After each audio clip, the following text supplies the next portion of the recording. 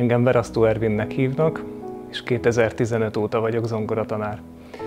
Az Eck Imre Alapfokú Művészeti Iskolában a munkám eléggé sokszínű, foglalkozok kezdőkkel is, haladókkal is, és fejlesztő zeneterápiás foglalkozásokat is tartok, illetve a komoly zenén kívül könnyű zenével, jazzzel is szívesen foglalkozok.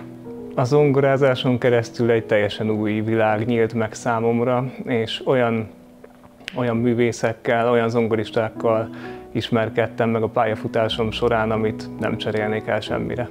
A tanítás az többet jelent számomra, mint egy munka. Igazából valamilyen szinten pszichológus is az ember, hogyha gyerekekkel vagy tanítványokkal foglalkozik, és nagyon jó táptalaj ahhoz, hogy az ember saját magát is fejlessze.